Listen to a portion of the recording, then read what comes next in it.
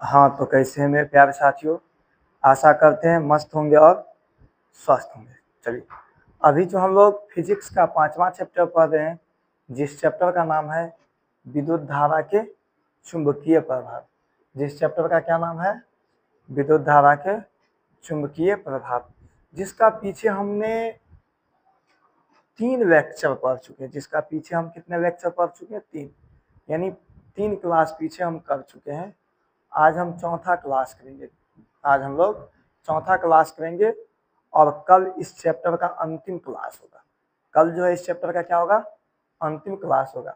तो क्लास को स्टार्ट करने से पहले हम आपसे यही रिक्वेस्ट करेंगे, जो वीडियो को क्या कीजिएगा, लाइक कीजिएगा और शेयर कीजिएगा। समझ गए?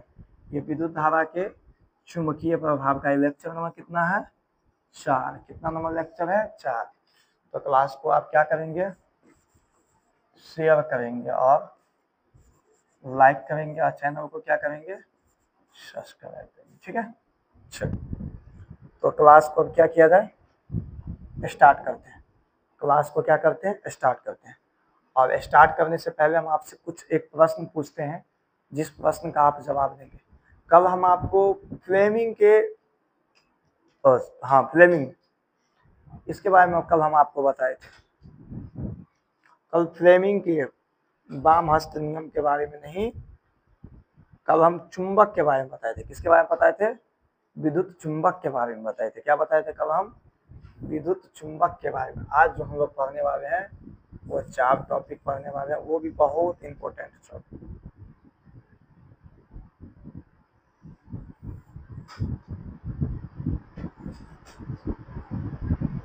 आज जो हम लोग पढ़ने वाले हैं वो बहुत इंपॉर्टेंट पॉइंट, समझ गए?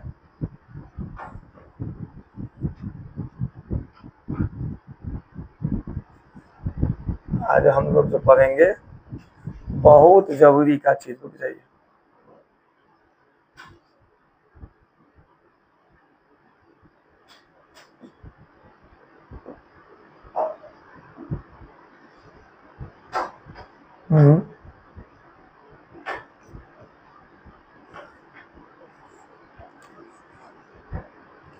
इसे ले जाना है। चलिए ले चलते हैं इसको वहाँ। ये आप अभी देख रहे होंगे ये जो फोटो, ये विद्युत चुंबक का फोटो है। किसका फोटो है? विद्युत चुंबक का फोटो है। किसका फोटो है? विद्युत मोटर का फोटो है। किसका फोटो है? विद्युत मोटर का। किसका फोटो है? विद्युत मोटर का। चलिए, कल हम फ्लेमिंग के वाम हस्त नियम के बारे में बताए थे। कल हम क्या बताए थे? फ्लेमिंग के वाम हस्त नियम के बारे में बताए थे और आज भी बताते हैं। ठीक है, फ्लेमिंग के वाम हस्त नियम के बारे में। चलिए, तो फ्लेमिंग के वाम हस्त नियम के बारे में जानकारी आपको हम दे रहे हैं तुरंत। चलिए, फ्लेमिंग के वाम हस्त नियम का जानकारी हम आपको दे रहे हैं। ध्यान से देखिएगा, बस हो गया। ये लास्ट इमेज है जिसको वहां पर ले चलना पड़ेगा।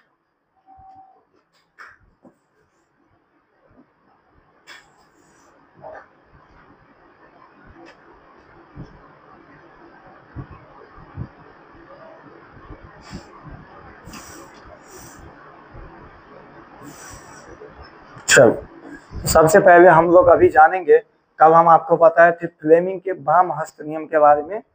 जो आज के नाम बताए थे, जो बताएंगे। क्या बताए थे? फ्लेमिंग के वाम हस्त नियम के बारे में। देखिए, आपका क्वेश्चन क्या है?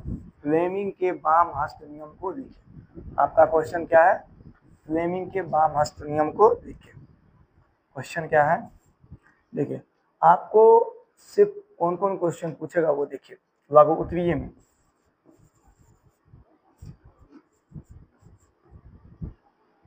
आपको लघु उत्तरीय में सिर्फ 2 प्रश्न पूछेंगे। कितने प्रश्न? सिर्फ 2 प्रश्न आपसे पूछेंगे। समझ गए? लघु उत्तरीय में आपसे कितने प्रश्न पूछेंगे? सिर्फ 2। पहला आपको पूछेगा मैक्सवेल के दक्षिण हस्त नियम।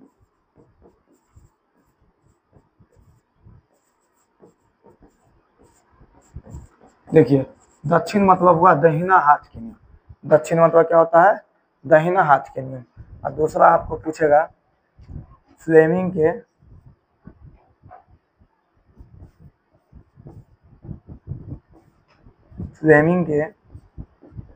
वाम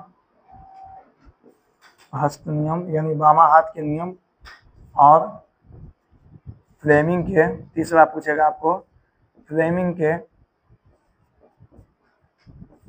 दक्षिण हस्त नियम। ये 3 गो क्वेश्चन आपको पूछेगा। जो प्रश्न, इस तीनों में से एक प्रश्न है निश्चित, ये तीनों प्रश्न में से एक क्या है? निश्चित। जो प्रश्न आपको पूछे जाएंगे 2 मार्क्स में। कितने मार्क्स में पूछे जाएंगे? 2 मार्क्स। बस यही 3 प्रश्न जो है ऑब्जेक्टिव के लिए काफी भी है, खास के इस चैप्टर में। ठीक है, चलिए। और आपको दीर्घ उत्तरीय में जो पूछेगा वो क्या पूछेगा, वो ध्यान से देखिए। दीर्घ उत्तरीय में इस चैप्टर से क्वेश्चन पूछता है।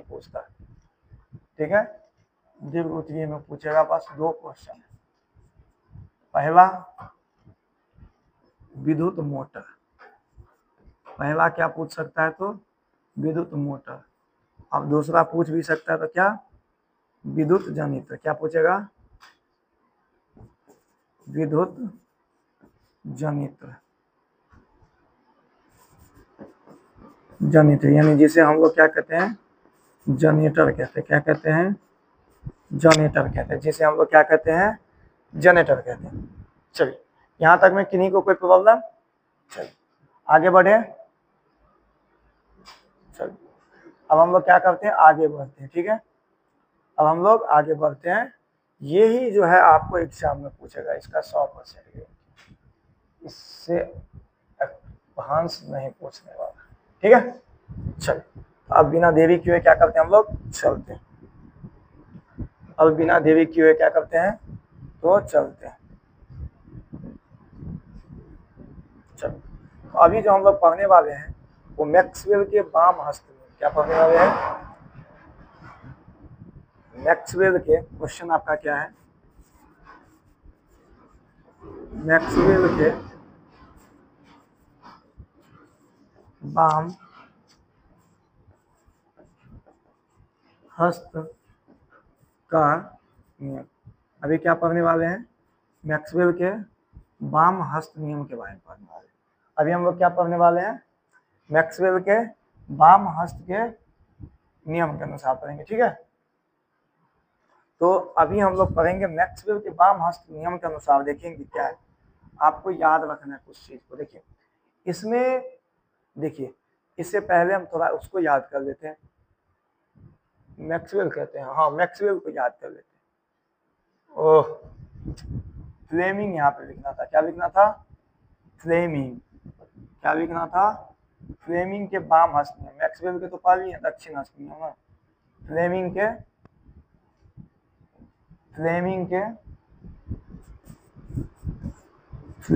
के वाम हस्त नियम मतलब फ्लेमिंग के बामा हाथ के नियम।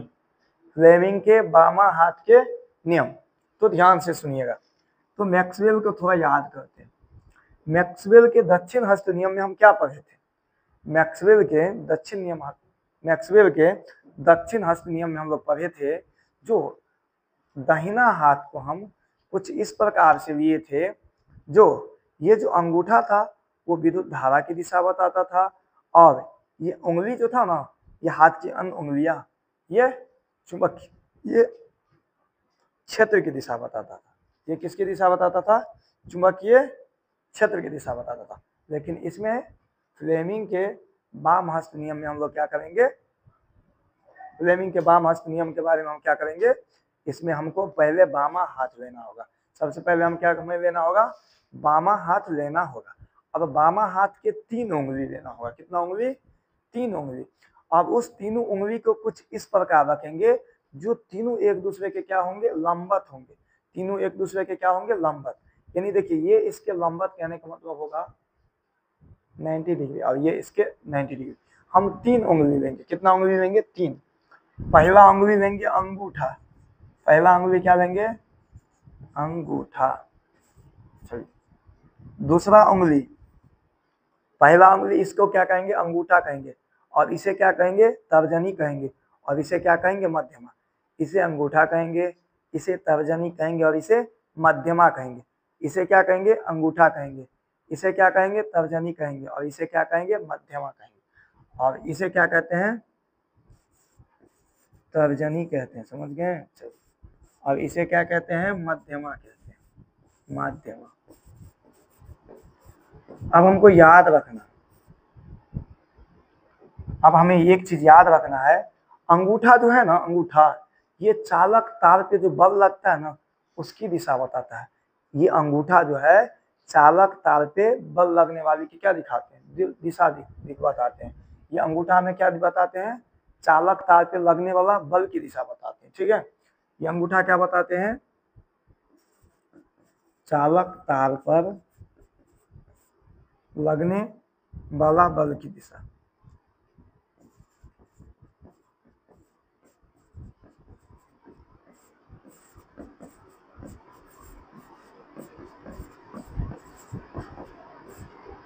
चालक तार पर लगने वाला बल की दिशा।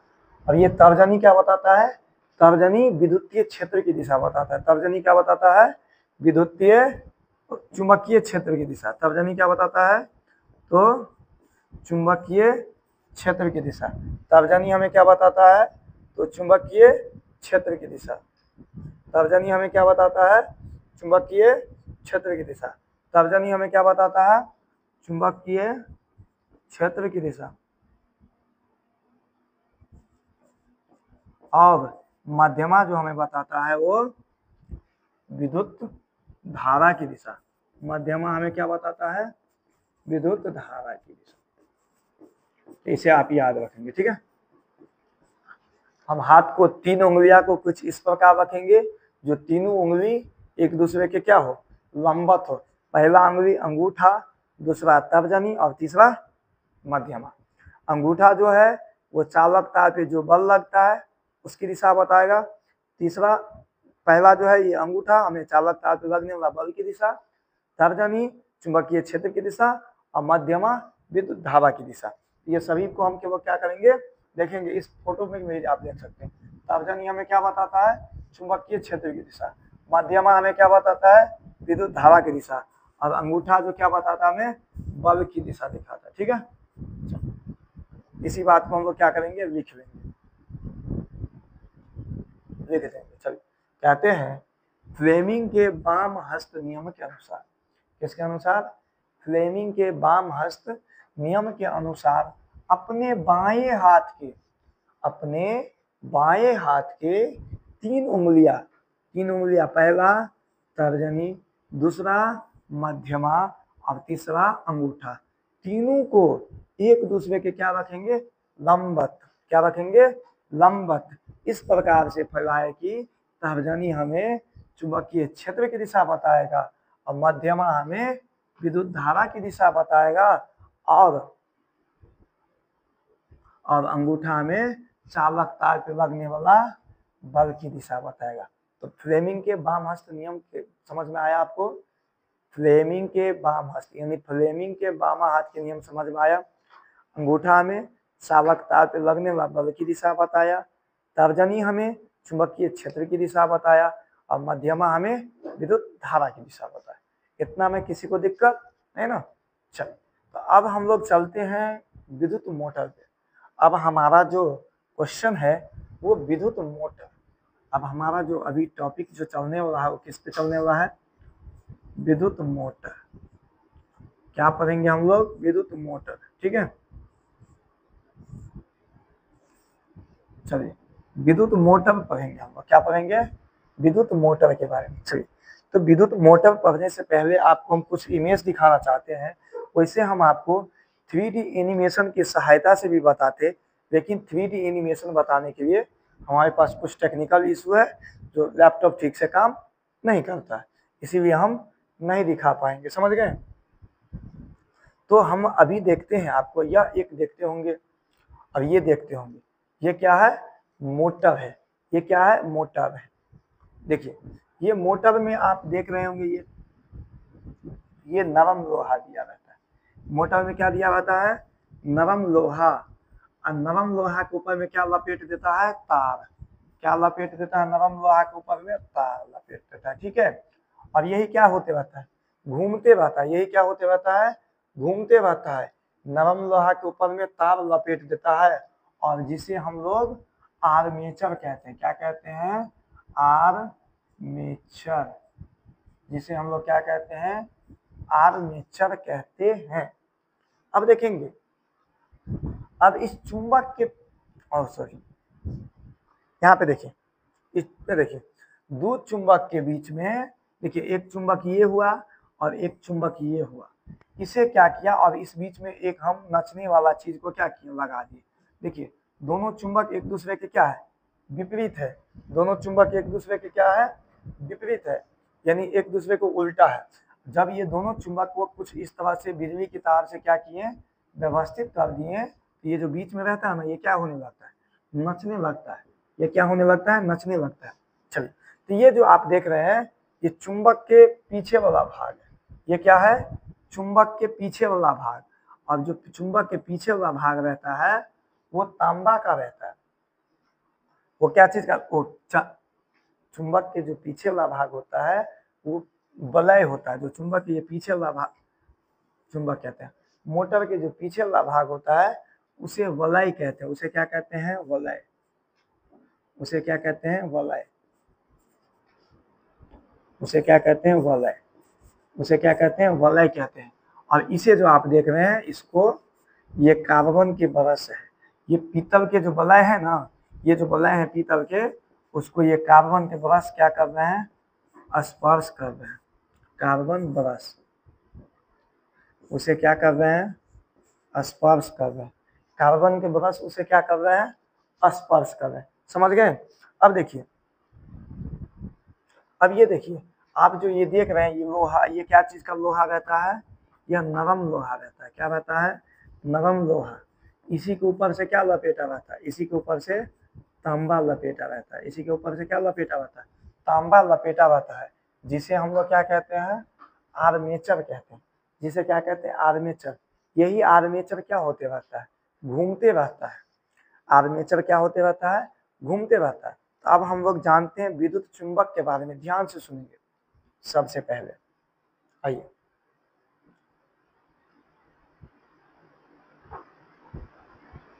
विद्युत मोटर के बारे में अब हम लोग जानकारी देंगे। इसके बारे में हम लोग जानकारी देंगे, विद्युत मोटर के बारे में, ठीक है।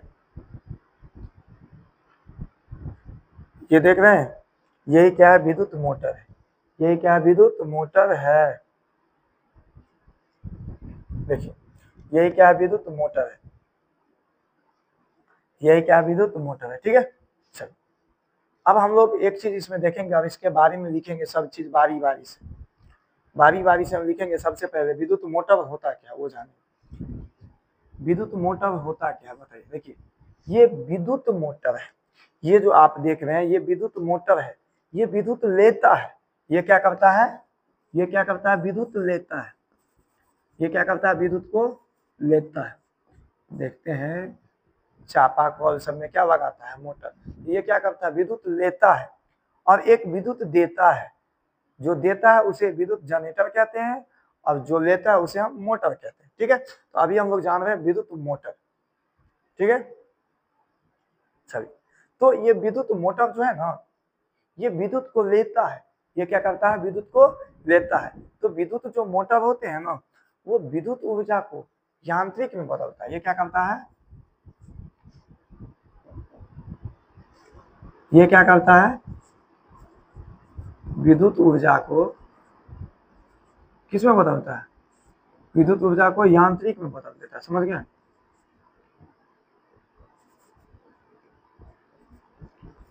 यह क्या करता है, विद्युत ऊर्जा को यांत्रिक ऊर्जा में बदल देता है। समझ गए। ये विद्युत मोटर जो होता है वो विद्युत ऊर्जा को यांत्रिक ऊर्जा में बदल देता है। किस में बदल देता है, विद्युत ऊर्जा को यांत्रिक ऊर्जा में बदल देता है। समझ गए। चलिए, इसमें नाल चुंबक होता है। इसमें कैसा चुंबक होता है, इसमें देखिए 5 पॉइंट हम लिख देते हैं, वो 5 पॉइंट आप याद करेंगे आपको हो जाएगा। इसमें नाल चुंबक होते हैं, क्या होते हैं? नाल चुंबक होते हैं। नाल चुंबक का दूसरा नाम है क्षेत्र चुंबक। नाल चुंबक को हम लोग क्या कहते हैं? क्षेत्र चुंबक कहते हैं। जिसे क्या कहेंगे? क्षेत्र चुंबक कहेंगे। क्या कहेंगे? क्षेत्र चुंबक। नाल चुंबक को क्या कहेंगे? क्षेत्र चुंबक। चलिए दूसरा पॉइंट इसका आप याद रखेंगे, दूसरा पॉइंट यह याद रखेंगे, इसमें नरम लोहा होता है। क्या होता है? नरम लोहा। इसमें क्या होता है? नरम लोहा, और उसके ऊपर से तांबा लपेटा रहता है। इसमें क्या होते हैं? नरम लोहा होता है, नरम लोहा, समझ गए? और एक पॉइंट इसमें लिखेंगे, नरम लोहा के ऊपर, नरम लोहा के ऊपर, लोहा के ऊपर, नरम लोहा के ऊपर तांबा लपेटा रहता है। नरम लोहा के ऊपर तांबा लपेटा रहता है, समझ गए? क्या लपेटा रहता है? तांबा लपेटा रहता है, जिसे आर्मेचर कहते हैं। जिसे क्या कहते हैं? आर्मेचर कहते हैं। जिसे क्या कहते हैं? आर्मेचर कहते हैं। जिसे क्या कहते हैं? जिसे जिसे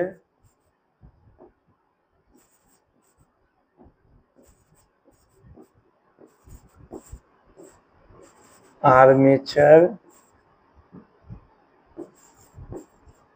कहते हैं। जिसे क्या कहते हैं? आर्मेचर कहते हैं। जिसे क्या कहते हैं?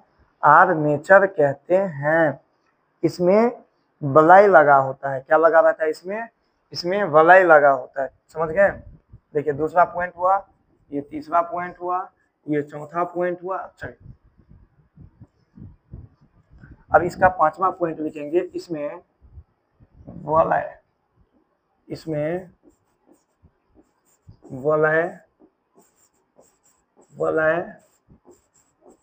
लगा, इसमें पीतल का वलय लगा रहता है। इसमें किसका वलय लगा रहता है? पीतल का। इसमें पीतल का वलय लगा रहता है, लगा रहता है, जिसे कार्बन के ब्रश स्पर्श करते रहता है। अब इसको ये पीतल के जो वलय लगे हुए हैं ना, इसको ये क्या करता है? कार्बन के ब्रश स्पर्श करते रहता है। कौन स्पर्श करते रहता है इसे? छठा पॉइंट लिखेंगे, जिसे कार्बन के ब्रश, जिसे कार्बन के ब्रश क्या करते रहता है? स्पर्श करते रहता है। क्या करते रहता है? स्पर्श करते रहता है, करते रहता है। यही है विद्युत चुंबक।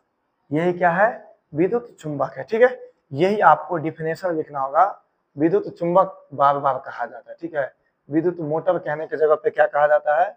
विद्युत चुंबक कहा जाता है, समझ गए? विद्युत मोटर कहने की जगह पे क्या कहा जाता है? विद्युत चुंबक, समझ गए? हाँ। तो विद्युत मोटर क्या है? विद्युत मोटर, विद्युत, देखिए विद्युत मोटर क्या है? आपका क्वेश्चन क्या रहेगा? विद्युत मोटर क्या है? कहेंगे यह एक ऐसी यंत्र या युक्ति है, यह एक ऐसी युक्ति है जो विद्युत ऊर्जा को किसमें बदल देता है? यांत्रिक ऊर्जा में बदल देता है। इसमें नाल चुंबक होता है, जिसे क्षेत्र चुंबक कहते हैं। देखिए विद्युत मोटर क्या है? क्वेश्चन क्या है आपका? विद्युत मोटर क्या है? आंसर में कहेंगे यह एक ऐसी युक्ति या यंत्र है जो क्या करता है? विद्युत ऊर्जा को यांत्रिक में बदलता है। इसमें नाल चुंबक होता है, जिसे क्षेत्र चुंबक कहते हैं। इसमें नरम लोहा लगा रहता है, इसमें नरम लोहा के ऊपर तांबा लपेटा रहता है, जिसे आर्मेचर कहते हैं। जिसे क्या कहते हैं? आर्मेचर कहते हैं, समझ गए? जिसे क्या कहते हैं? आर्मेचर कहते हैं, ठीक? इसमें पीतल का वलय लगा रहता है, इसमें पीतल का वलय लगा रहता है, जिसे कार्बन के ब्रश क्या करते रहता है? स्पर्श करते रहता है, बस हो गया। ये तो है विद्युत मोटर का डेफिनेशन। इसी बात को क्या करेंगे हम लोग, लिख लेंगे। देखिए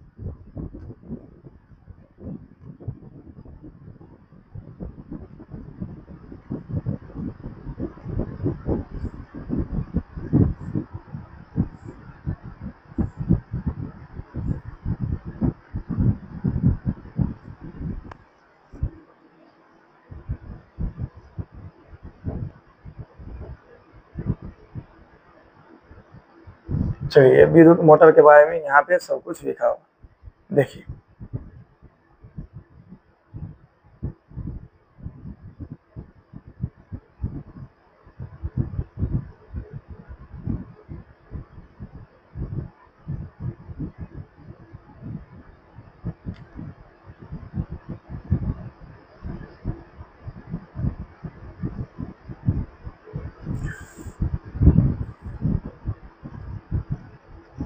ये क्या है, विद्युत मोटर, तो लिख देंगे। देखिए विद्युत मोटर क्या, क्वेश्चन क्या है, विद्युत मोटर क्या है, तो आप क्या कहेंगे, यह एक ऐसी युक्ति है जो विद्युत ऊर्जा को यांत्रिक ऊर्जा में बदल देता है। देखिए यह एक ऐसी युक्ति है जो विद्युत ऊर्जा को यांत्रिक ऊर्जा में बदल देती है, ठीक है। विद्युत मोटर में एक नाल चुंबक होता है, विद्युत मोटर में क्या होता है, नाल चुंबक होता है, जिसे क्षेत्र चुंबक कहते हैं, जिसे क्या कहते हैं, क्षेत्र चुंबक कहते हैं, ठीक है। चुंबक के ध्रुव खंडों के बीच में नरम लोहा की प्लेट पर तांबा के तार लपेटा रहता है। देखिए ये मोटर आप देख रहे हैं ना, ये मोटर जो आप देख रहे हैं, इसके ध्रुव में क्या लगल है, ये ध्रुव कहने का मतलब इसके बीच में, देखिए बीच में क्या लगल है, ये नरम लोहा लगा हुआ है, ठीक है, ये क्या लगा हुआ है, नरम लोहा, और इसके ऊपर में क्या लपेटा है, तांबा लपेटा है, समझ गए, तांबा लपेटा हुआ रहता है, जिसे आर्मेचर कहते हैं। आर्मेचर का अंतिम छोर, ये आर्मेचर जो आप देख रहे हैं ना, इस आर्मेचर का जो अंतिम छोर होता है ना, अंतिम छोर में पीतल के वलय खंडों से जुड़ा होता है। यानी आर्मेचर का जो अंतिम छोर होता है वो किस चीज से जुड़ा होता है, पीतल के वलय से, ठीक है, जिसे क्या कहते हैं, कार्बन ब्रश स्पर्श करता है, जिसे कौन छूता है, कार्बन ब्रश, जैसा कि चित्र में दिखाया गया। यहाँ पे देखिए, यहाँ पे इस चित्र में देख रहे हैं, ये कार्बन की वलय जो लगा हुआ है ना, ये कार्बन की ये सॉरी, ये जो आप पीतल की वलय आप देख रहे हैं ना, इसको ये कार्बन का ब्रश क्या करते रहता है, स्पर्श करते रहता है, ठीक है। चलिए अब जैसा कि चित्र में दिखाया गया, तब इसका चित्र बनाना पड़ेगा ना, तो चित्र को हम बना लेंगे। चित्र कुछ इस प्रकार से बनाएंगे, देखिए ध्यान से देखिएगा, देखिए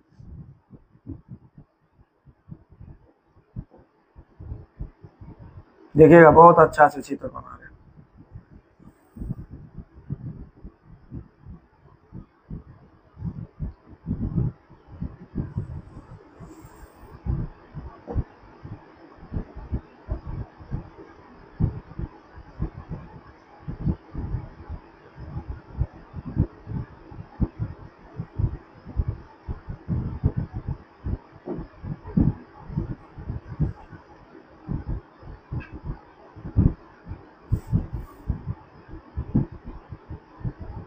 चलिए ये हो गया।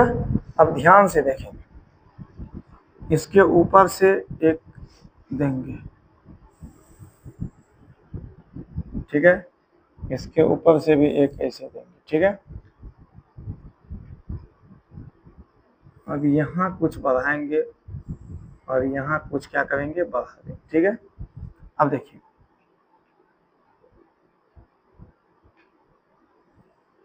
यहाँ कुछ बढ़ाएंगे और यहाँ कुछ बढ़ा के इसे कुछ यहाँ तक, ठीक है, ये हो गया। कुछ इसी तरह से आपको भी बनाना है। अब इसके अंदर में हम आर्मेचर को सेट कर देंगे। देखिए इसका मुंह पहले बंद कर देते हैं। अब इसके अंदर में हमें आर्मेचर को सेट करना है, ठीक है। इसके अंदर में हमें क्या सेट करना है, आर्मेचर को। इसके अंदर में हम क्या सेट कर दिए, आर्मेचर को सेट कर दिए, ठीक है।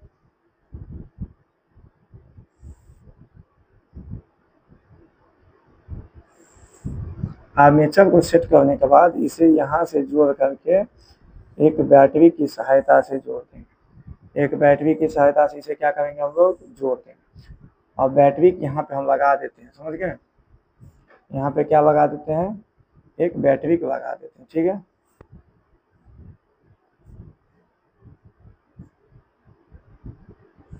एक बैटरी को लगाने के बाद यहाँ पे एक स्विच लगा देंगे। क्या लगा देंगे, एक यहाँ पे स्विच लगा देंगे, ठीक है। यहाँ पे क्या लगा देंगे, एक स्विच लगा देंगे, ठीक है। यही क्या है, आपको बन गया। तो विद्युत मोटर कुछ इसी तरह से, यही क्या है, विद्युत मोटर है। क्या है यह, विद्युत मोटर है, ठीक है। और इसका नामकरण आप अपने से कर सकते हैं, इसका नामकरण कर देंगे, समझ गए। ये क्या है, आर्मेचर है। ये हो गया आपको यहाँ पे कार्बन का ब्रश, ये है, ये क्या चीज का ब्रश है, कार्बन का ब्रश है, समझ गए। ये क्या है, वलय है, ये क्या है, वलय है। और ये क्या है, आर्मेचर, समझ गए। तो कुछ इसी तरह से आपको बना देना, कोई दिक्कत। चलिए अब इसका क्रियाकलाप देखते हैं। अब इस मोटर का क्रियाकलाप कैसे होता है, ठीक है। मोटर जो बनाते हैं, अब इसका क्रियाकलाप को देखेंगे, ठीक है। चलिए अब इसका क्रियाकलाप को हम लोग देखेंगे, ध्यान से देखिए। चलिए इसका क्रियाकलाप, क्रियाकलाप भी बहुत आसान है, ध्यान से देखेंगे। देखिए क्रियाकलाप, जब आर्मेचर से विद्युत धारा प्रवाहित कराई जाती है, यानी जब आर्मेचर जो लगा रहता है, वो जो आर्मेचर अंदर में लगा था वो नरम लोहा का, जब उसमें विद्युत धारा प्रवाहित कराई जाती है तो आर्मेचर की दो भुजाएं चुंबकीय क्षेत्र के लंबवत हो जाती है। तो आर्मेचर के दो भुजाएं जो होते हैं ना, वो एक दूसरे के, ये जो है ना आप, वो लंबवत हो जाते हैं। आर्मेचर के दो भुजाएं ये क्या हो जाते हैं, ये जो आप आर्मेचर की ये जो भुजा देख रहे हैं, ये क्या हो जाता है, लंबवत, मतलब ये सीधा हो जाते हैं।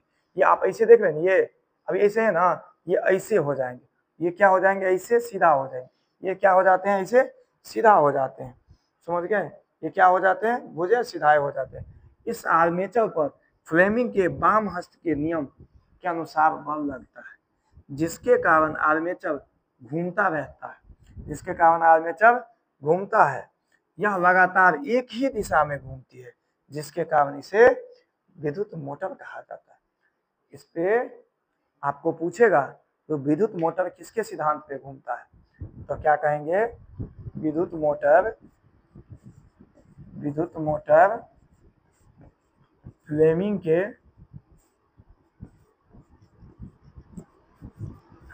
के वाम हस्त के नियम पे घूमता है, समझ गए।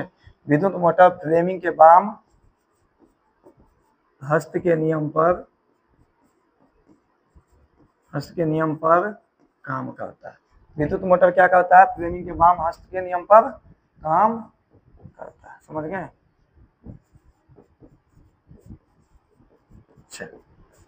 ये क्या करता है, फ्लेमिंग के वाम हस्त नियम पे क्या करता है, यह काम करता है, समझ गए।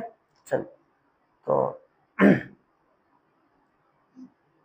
तो विद्युत मोटर के बारे में आपको इतना लिख देंगे और आपको पूरा 5 नंबर मिलेगा, 1 नंबर नहीं काट सकता है, 1 नंबर नहीं काट सकता है। आपको 5 नंबर में 1 भी नंबर नहीं काटेगा, समझ गए। आपको 5 नंबर में 1 भी नंबर नहीं काटेगा, ठीक है। चलो तो विद्युत मोटर किस पे काम करता है, तो फ्लेमिंग के वाम हस्त के नियम पे काम करता है, ठीक है।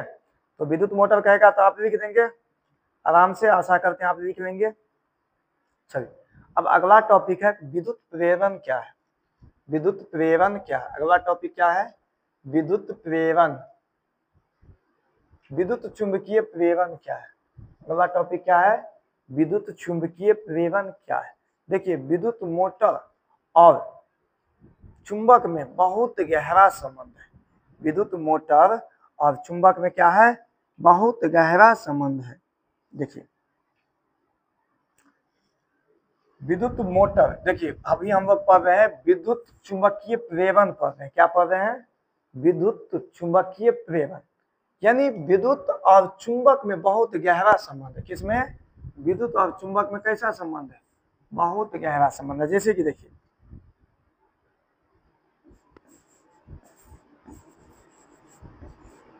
विद्युत मोटर, विद्युत मोटर क्या करता है, यांत्रिक ऊर्जा को क्या करता है, विद्युत ऊर्जा से क्या करता है। देखिए विद्युत मोटर जो है यांत्रिक ऊर्जा को, विद्युत मोटर क्या कर रहा था, विद्युत ऊर्जा को यांत्रिक ऊर्जा में बदल रहा था। किस में बदल रहा था, यांत्रिक ऊर्जा में। यही आपका क्वेश्चन कहता है विद्युत और चुंबक में गहरा संबंध है। विद्युत में और चुंबक में कैसा संबंध है, गहरा संबंध है। यानी विद्युत ऊर्जा किस में बदलता है, चुंबक में। विद्युत जो है ये ऊर्जा किस में बदल देता है, यांत्रिक ऊर्जा में बदलता है। देखिए विद्युत जो है विद्युत ऊर्जा किस ऊर्जा में बदलता है, विद्युत ऊर्जा यांत्रिक ऊर्जा में बदलता है। किस में बदलता है, यांत्रिक, यांत्रिक ऊर्जा में बदलता है। किस में बदलता है, यांत्रिक ऊर्जा में। विद्युत मोटर जो है विद्युत ऊर्जा को किस में बदल देता है, यांत्रिक ऊर्जा में। लेकिन यही बात करें विद्युत जनरेटर का, क्या बात करें हम, विद्युत जनरेटर का, वो क्या करता है, यांत्रिक ऊर्जा को, किसको, यांत्रिक ऊर्जा को, यांत्रिक ऊर्जा को विद्युत ऊर्जा में बदलता है। किसमें बदलता है, विद्युत ऊर्जा में। समझ गए, इसीलिए इस दोनों में कैसा संबंध है। तब ना आप देखते होंगे जनरेटर का जो डेनवो होता है, जनरेटर का जो डेनवो होता है उसमें चुंबक रहता है। उसमें क्या रहता है, चुंबक। तो यानी वो यांत्रिक से किस में बदल देता है, विद्युत में बदल देता है। वो यांत्रिक ऊर्जा से किस में बदल देता है, विद्युत ऊर्जा में। तो यांत्रिक ऊर्जा से किस में बदल जाता है, विद्युत ऊर्जा में। और विद्युत ऊर्जा से किस में बदल जाता है, विद्युत ऊर्जा से किस में बदल जाता है, यांत्रिक ऊर्जा में। इस बात को याद रखेंगे। तो इसी को गांव घर की भाषा में, बोलचाल में जनरेटर कहते हैं। क्या कहते हैं, जनरेटर। अब आपको पता है ना शादी ब्याह में जनरेटर का ही उपयोग होता है। किसका उपयोग होता है, जनरेटर। इसी को जनित्र कहते हैं। क्या कहते हैं, जनित्र। तो विद्युत ऊर्जा किस में बदलता है, विद्युत मोटर क्या करता है, मोटर क्या करता है, विद्युत ऊर्जा को यांत्रिक ऊर्जा में बदलता है। और जनरेटर क्या करता है, यांत्रिक ऊर्जा को विद्युत ऊर्जा में बदलता है। किस में बदलता है, विद्युत ऊर्जा में। ठीक है, चलिए। तो यही आप इमेज यहाँ पे देखते होंगे, फोटो यहाँ पे देखते होंगे। चलिए यहाँ पे आप फोटो देखते होंगे।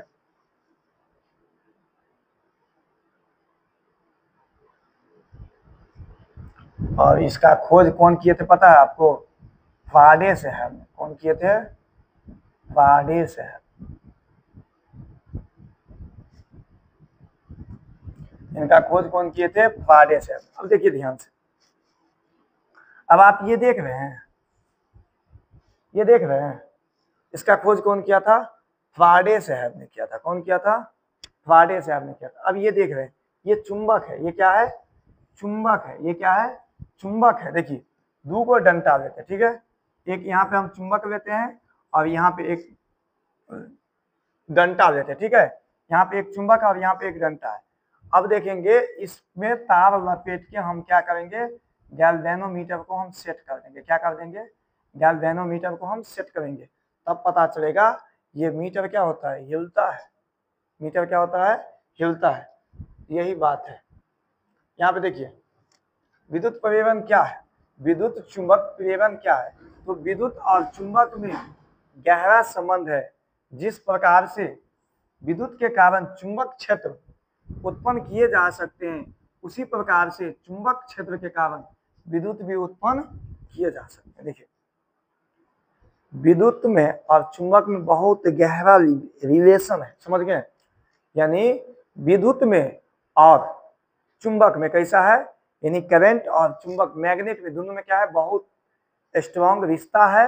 जिस तरह से विद्युत धारा के कारण चुंबकीय क्षेत्र उत्पन्न किए जा सकते हैं। देखिए विद्युत और चुंबक में बहुत गहरा संबंध है।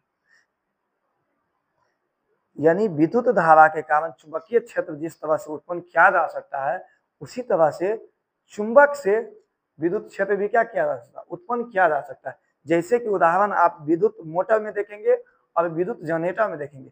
विद्युत मोटर क्या करता है, ऊर्जा को लेता है, यानी वो विद्युत ऊर्जा को यांत्रिक में बदलता है। लेकिन यही बात करें हम विद्युत जनरेटर का, वो यांत्रिक ऊर्जा को किस में बदलता है? विद्युत ऊर्जा में बदलता है। ठीक है, इसके संबंध में फाराडे साहब ने, कौन? फाराडे साहब ने 1831 ईस्वी में एक महत्वपूर्ण खोज किए, जिन्हें गतिशील चुंबक का प्रयोग करके विद्युत धारा की उत्पत्ति की। यानी वो गतिशील चुंबक ले लिए। आप जो जनरेटर में देखते हैं, जनरेटर में वो जो चुंबक रहता है वो नचते रहता है, उससे क्या बनता है? बिजली बन जाता है। इसका प्रयोग कौन किए थे? फाराडे साहब ने 1831 ईस्वी में खोज किए थे। कब किए थे? 1831 ईस्वी में खोज किए थे। फाराडे साहब ने बतलाया। अब फाराडे साहब ने क्या बतलाया वो देखिए। ये फाराडे साहब ने मोटर के बारे में बताया, जनरेटर के बारे में बताया। क्या बताया फाराडे साहब ने? जनरेटर के बारे में बताया। क्या बताया सुनिए। विद्युत चुंबक प्रेरण क्या है?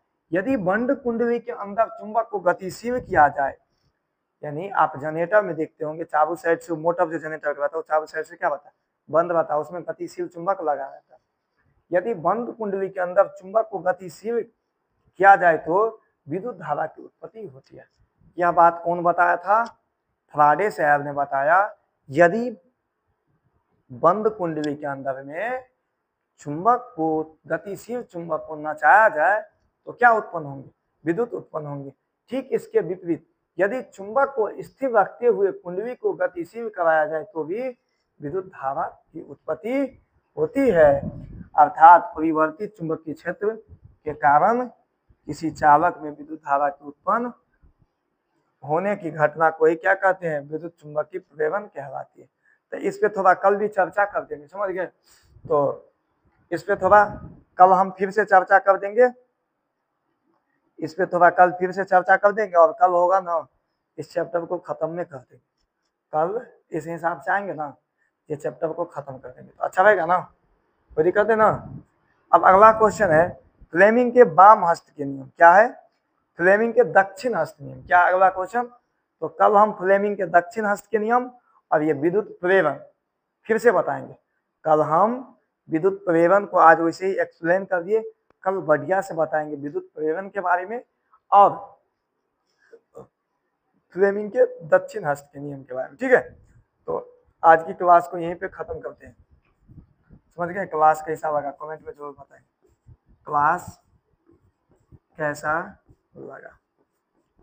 ठीक है, शेयर करें, लाइक करें और चैनल को क्या करें? सब्सक्राइब। तो आज के लिए इतना ही रहने देते हैं। जय हिंद।